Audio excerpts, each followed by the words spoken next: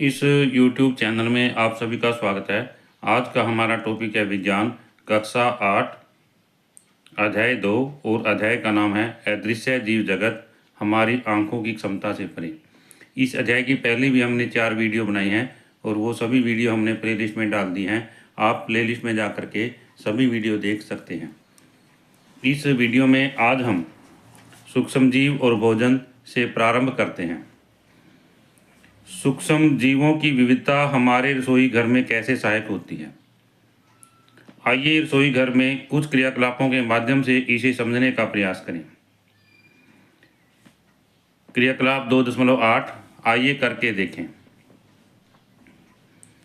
2 कटोरे कै और ख लीजिए। हमने क्या करना है, 2 कटोरे लेने हैं। एक ये कै है कटोरा और ये क्या है, ख। प्रत्येक में 200 ग्राम आटा अथवा मैदा लीजिए और उसमें 1 चुटकी चीनी डालिए। अब कटोरा कै में थोड़ा सा चूर्णित खमीर पाउडर इस डालिए और उसे आटे में अच्छी तरह मिलाइए। कटोरा ख में खमीर न डालें, जिससे हम दोनों कटोरे में रखे पदार्थों में आए परिवर्तनों की तुलना कर सकें। दोनों कटोरों के आटे को गुनगुने पानी से गूंथकर नरम आटा तैयार कीजिए। तो इसमें यहाँ पर ये 2 कटोरे दिखाए गए हैं, कटोरा कै और कटोरा ख। इसमें भी गूंदा हुआ आटा है, इसमें भी गूंदा हुआ आटा है। और इसमें यहाँ पर इसके अंदर कै में खमीर मिलाया गया है। क्या मिलाया गया है? खमीर मिलाया गया है। खमीर, चीनी और गर्म पानी मिलाने के पश्चात आटे के आयतन में परिवर्तन। तो इसमें यहाँ पर क्या मिलाया गया है? खमीर मिलाया गया है और इसमें जो है खमीर नहीं मिलाया गया है। इससे आगे है यहाँ पर आटे को एक गीले कपड़े में ढककर गर्म स्थान पर रख दीजिए। अब हमने आटा जो है एक गीले कपड़े में रखना है और गर्म स्थान पर रख देना है। 4-5 घंटे के पश्चात दोनों कटोरों को देखिए और फिर क्या करना है, 4-5 घंटे के बाद में दोनों कटोरों को देखना है। क्या आपने गूंदे हुए आटे के आयतन, गंध या गठन में कोई परिवर्तन देखा? भी हमने क्या है अभी, जिसमें आयतन, गंध या गठन में क्या हमें कोई परिवर्तन दिखाई देता है? यदि नहीं तो आटे को कुछ देर और रखा रहने दें। कुछ समय पश्चात आप देखेंगे कि कटोरा कै जिसमें खमीर मिलाया गया था उसमें रखा आटा फूल कर थोड़ा ऊपर उठ गया है। कै कटोरे के अंदर जिसमें क्या मिलाया गया था, खमीर मिलाया गया था, उसमें आटा जो फूल करके थोड़ा ऊपर उठ गया है। बिना खमीर वाले आटे की तुलना में उसकी गंध भिन्न है। ऐसा क्यों है? खमीर की क्या भूमिका है? हम आटे में चीनी और गर्म पानी क्यों मिलाया? हमने आटे में चीनी और गर्म पानी क्यों मिलाया? इससे आगे है खमीर एक प्रकार का सूक्ष्म जीव है। प्यारे बच्चों, खमीर क्या चीज़ है? एक प्रकार का सूक्ष्म जीव। यह सूक्ष्म जीवों के उस वर्ग का सदस्य है जिसे कवक कहा जाता है। तो यहाँ पर ये प्रश्न बन जाता है, खमीर सूक्ष्म जीवों के किस वर्ग का सदस्य है? हम कहेंगे कवक वर्ग का सदस्य है। खमीर गर्म स्थितियों में भली भांति वृद्धि करता है। और क्या है भी, खमीर जो है गर्म परिस्थितियों में भली भांति वृद्धि करता है। अभी हमने यहाँ पर पूछा गया था कि गर्म पानी क्यों मिलाया गया, गर्म पानी क्यों मिलाया गया? तो उसमें क्यों मिलाया गया? क्योंकि गर्म स्थितियों में थोड़ा सा तापमान बढ़ने से खमीर जो है वृद्धि करता है। आपने कक्षा 7 के अध्याय जंतुओं की में जैव प्रक्रम में समझा होगा कि अन्य जीवों की भांति खमीर भी श्वसन करता है। क्या करता है? श्वसन करता है एवं भोजन को विघटित करके अपनी वृद्धि और जैव प्रक्रमों के निर्वहन के लिए ऊर्जा निर्मुक्त करता है। तो इसमें यहाँ पर हम क्या कहते हैं, खमीर जो है श्वसन करता है और भोजन को विघटित करके अपनी वृद्धि करता है और जैव प्रक्रमों के निर्वहन के लिए ऊर्जा निर्मुक्त करता है। इस प्रक्रिया के दौरान कार्बन डाइऑक्साइड निर्मुक्त होती है। कौन सी गैस निर्मुक्त होती है? कार्बन डाइऑक्साइड, जिससे बुलबुले बनते हैं जो आटे को नरम और फूला हुआ बनाते हैं। तो इसमें प्रश्न क्या है कि जैसे हमने यहाँ पर ये क्या कटोरा है, ये क्या है, ख कटोरा है। हमने इसमें गूंदा हुआ आटा लिया, थोड़ी चीनी मिलाई, साथ में इसमें खमीर मिला दिया। इसमें आटे को इसको भी गूंद लिया है। इसमें थोड़ी चीनी मिली है परंतु इसमें खमीर नहीं है। तो इसमें क्या कहता है कि इस प्रक्रिया के दौरान खमीर थोड़ी मात्रा में अल्कोहल भी उत्पन्न करता है। क्या उत्पन्न करता है? अल्कोहल भी उत्पन्न करता है, जिससे आटे से थोड़ी अलग गंध आती है। तो इसमें यहाँ पर ये प्रश्न बन जाता है कि जब आटे के अंदर, गूंदे हुए आटे के अंदर खमीर मिलाया जाता है तो उसमें गंध क्यों आती है या गंध क्यों उत्पन्न होती है? तो हम इसमें लिखेंगे कि इस दौरान जो है अल्कोहल उत्पन्न होता है। अल्कोहल के उत्पन्न होने के कारण क्या होगा भाई? अल्कोहल के उत्पन्न होने के कारण जो है गंध उत्पन्न होती है, जिससे आटे से आ गया। खमीर के एक विशेष गुण का उपयोग ब्रेड, केक इत्यादि बनाने में किया जाता है। इस विशेष गुण का उपयोग किसके में किया जाता है? बेकरी के अंदर भी कह सकते हैं, या ब्रेड या केक आदि बनाने में। खमीर के अतिरिक्त कुछ अन्य जीवाणु जैसे लैक्टोबैसिलस इडली और डोसा बनाने के लिए, घोल और भटूरे बनाने के लिए गूंधे हुए आटे के किण्वन में सहायता करते हैं। लैक्टोबैसिलस इडली और डोसा बनाने के लिए, घोल और भटूरे बनाने के लिए गूंधे हुए आटे के किण्वन में सहायता करते हैं। तो इसमें यहाँ पर जो है कुछ जीवाणु, खमीर के अतिरिक्त कुछ जीवाणु कौन से हैं? लैक्टोबैसिलस। कौन से हैं भाई? लैक्टोबैसिलस। ये क्या करते हैं? इडली और डोसा बनाने के लिए, घोल और भटूरे बनाने के लिए गूंधे हुए आटे के किण्वन में सहायता करते हैं। तो यहाँ पर ये प्रश्न बन जाता है भी लैक्टोबैसिलस जीवाणु क्या करते हैं? इसका उत्तर जो है ये आ जाता है, सारा हमने आपको बताया है। इससे आगे है क्रियाकलाप 2.9, आइए तैयारी करें। कांच के 2 छोटे कटोरे लीजिए, उन्हें कै और ख के रूप में नामांकित कीजिए। हमने क्या है, कांच के 2 छोटे कटोरे लेने हैं और उन पर कै और ख लिख देंगे। कटोरा कै में गुनगुना दूध और कटोरा ख में ठंडा दूध डाली। इसमें हमने गुनगुना दूध डालना है, दूसरे में क्या डालना है? ठंडा दूध डालना है। आप दोनों कटोरों में एक एक छोटा चम्मच दही डालिए। क्या डालना है भाई? एक एक चम्मच दही, और उसको हिलाइए या मिलाइए। हिला करके मिलाइए। दोनों कटोरों को ढक दीजिए। अब हमने क्या करना है? ढक देना है। कै को गर्म स्थान पर और ख को ठंडे स्थान पर रेफ्रिजरेटर में रखना है। कुछ घंटे रखें या पूरी रात रखें। तो हम क्या देखते हैं? कांच के कटोरों में रखे दूध में होने वाले परिवर्तनों का अवलोकन कीजिए। अपने अनुमान और अवलोकन तालिका 2.4 में लिखिए। यहाँ पर ये तालिका दी गई 2.4, विभिन्न स्थितियों में दूध का उपयोग करके दही के जमने का परीक्षण। तो हमने दूध के स्वरूप में होने वाला परिवर्तन, दूध के रंग में होने वाला परिवर्तन और संभावित कारण। तो इसमें अनुमान है, एक अवलोकन है। तो कटोरा कै और ख है, तो इसमें कै और ख और जो है संभावित कारण। इस तरह से हम इन्हें सारणी में लिख लेंगे। इससे आगे है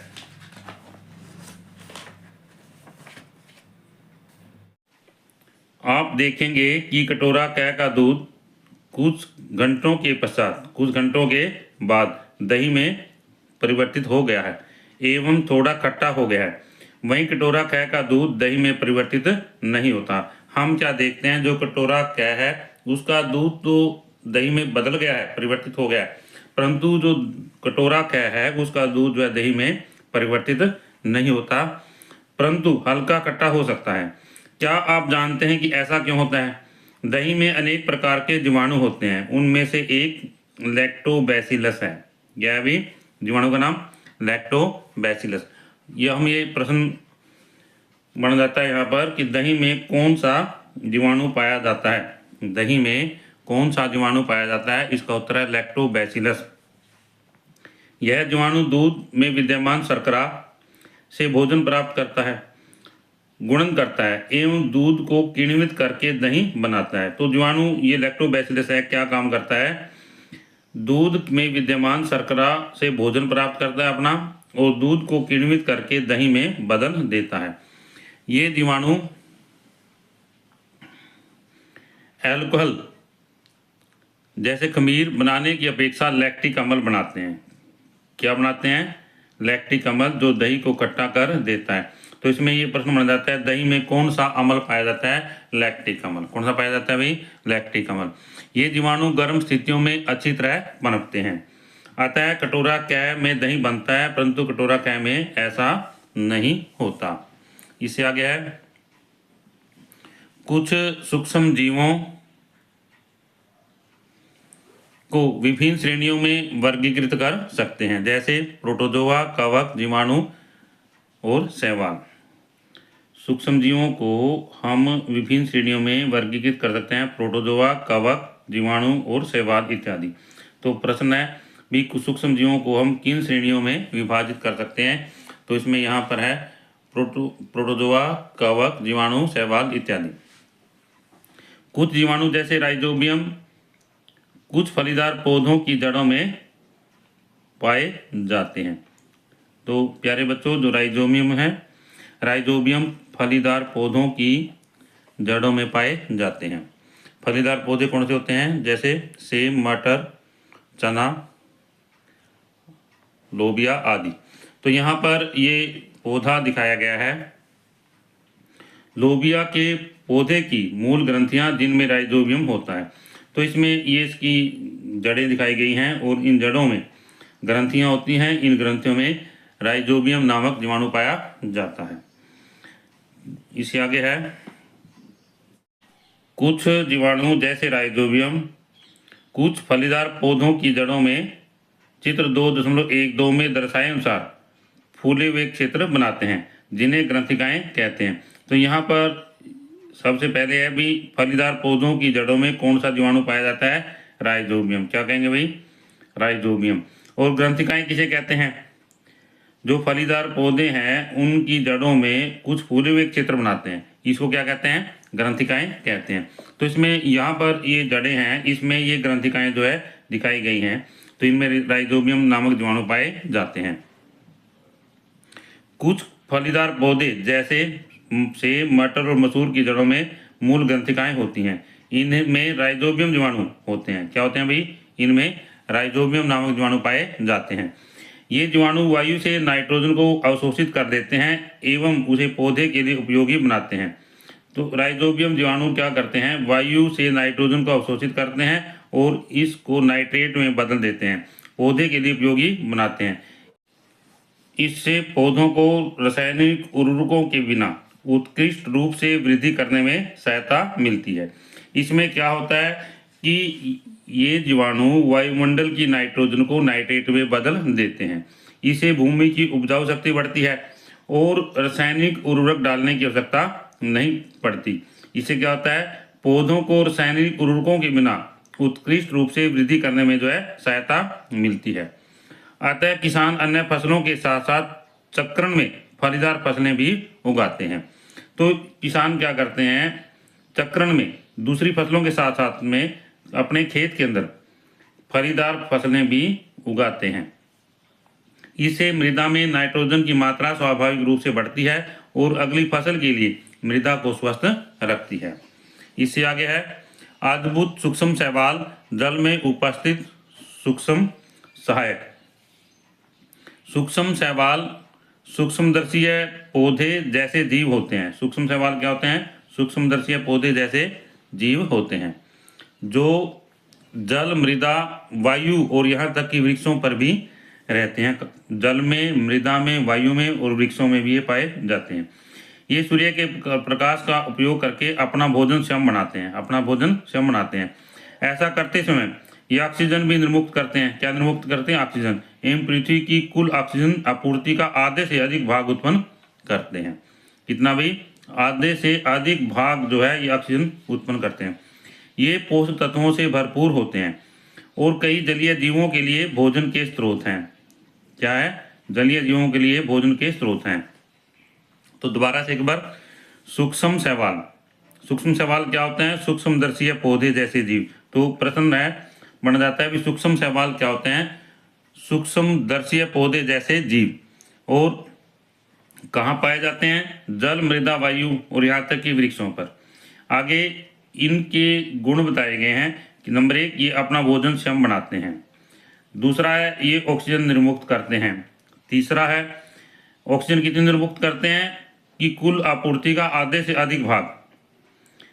और तीसरा है जलीय जीवों के लिए भोजन का स्रोत होते हैं। क्या होते हैं भी? जलीय जीवों के लिए भोजन का स्रोत होते हैं। इसमें है कुछ सूक्ष्म सवाल जैसे स्पाइरुलाइना, क्लोरेला और डायटम। इसमें यहाँ पर है सूक्ष्म शैवालों के उदाहरण। प्रश्न है कुछ सूक्ष्म शैवालों के उदाहरण दो। हम लिखेंगे स्पाइरुलाइना, क्लोरेला और डायटम मनुष्यों द्वारा स्वास्थ्य पूरक तथा दवाओं के रूप में भी उपयोग किए जाते हैं। तो इसमें इनके उपयोग कहाँ उपयोग किए जाते हैं? स्वास्थ्य पूरक दवाओं के रूप में। सूक्ष्म शैवाल जल को स्वच्छ करने में भी सहायता करते हैं और जैव ईंधन बनाने के लिए उपयोग किए जाते हैं। तो सूक्ष्म शैवालों के उपयोग में है, यहाँ ये प्रश्न बन जाता है सूक्ष्म शैवालों के क्या उपयोग है। नंबर 1 स्वास्थ्य पूरक दवाओं के रूप में। नंबर 2 जल को स्वच्छ करने में। क्या है? जल को स्वच्छ करने में सहायता करते हैं। नंबर 3 क्या है? जैव ईंधन बनाने के लिए उपयोग किए जाते हैं। जैव ईंधन बनाने के लिए उपयोग किए जाते हैं। तथापि प्रदूषण, जलवायु परिवर्तन और पर्यावासों के नष्ट होने से सूक्ष्म शैवालों की विविधता और प्रचुरता संकट में है।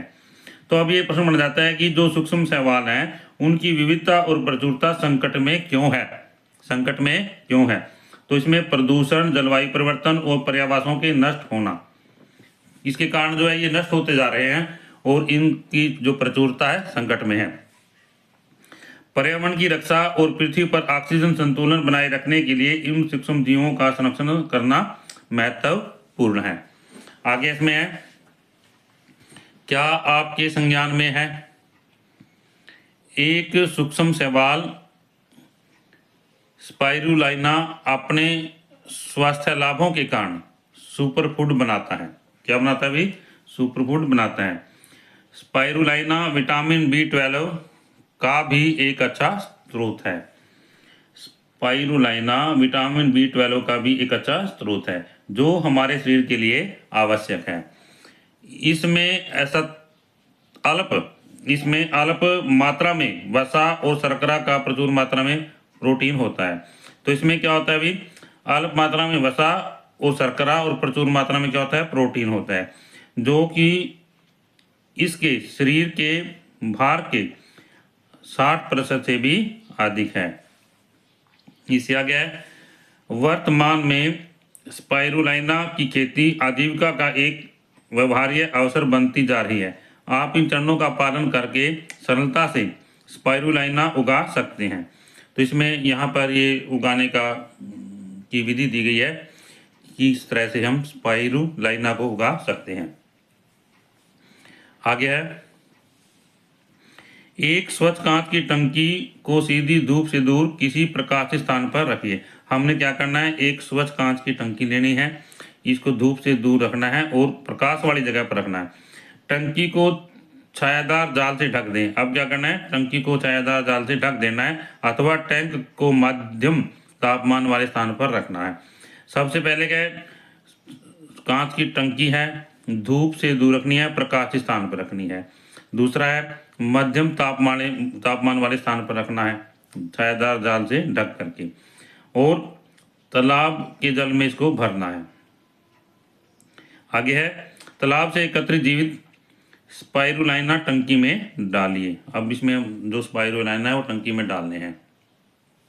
इससे आगे है, वर्धनशील स्पाइरुलाइना को सप्ताह में 2 बार हिलाइए और 3 से 6 सप्ताह पश्चात स्पाइरुलाइना को एक महीन कपड़े में छानकर टैंक से निकाला जा सकता है। तो इसको तैयार होने में, इनकी वृद्धि होने में 3 से 6 सप्ताह लग जाएंगे और एक महीन कपड़े से छानकर इनको हम कपड़े से इसे टैंक से बाहर निकाल सकते हैं। खाद्य सुरक्षा और आजीविका विकास सुनिश्चित करने के लिए सूक्ष्म शैवाल का संरक्षण एक उत्कृष्ट विधि है। इससे आगे है, कोशिका को जीवन की मूल इकाई क्यों माना जाता है? कोशिका जीवन की मूल इकाई।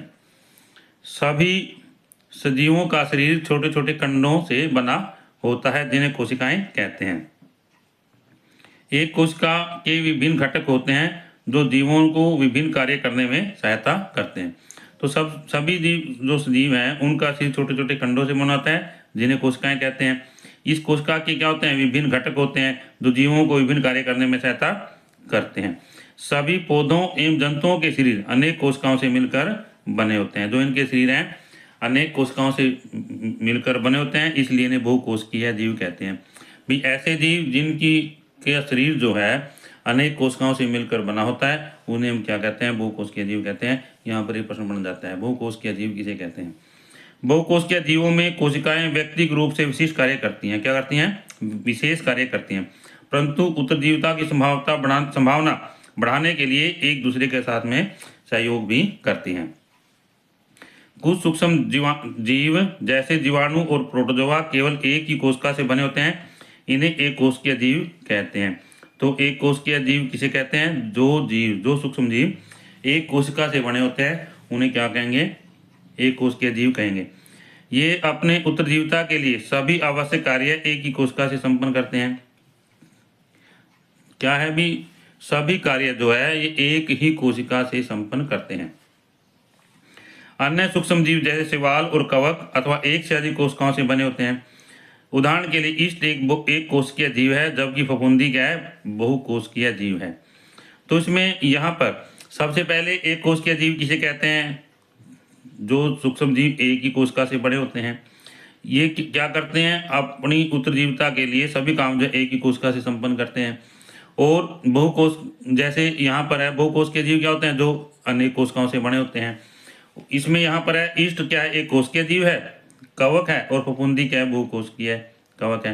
तो यहाँ पर हमने इसका एक कोशिकीय और बहुकोशिकीय जो है इनका हम उदाहरण दे सकते हैं। यहाँ पर जंतु बहुकोशिकीय जीवों में सभी जीव पौधे आ जाते हैं। वैसे बहुकोशिकीय जीवों में क्या आते हैं, अभी सभी जीव या पौधे मनुष्य सभी इसमें आ जाते हैं बहुकोशिकीय जीवों में।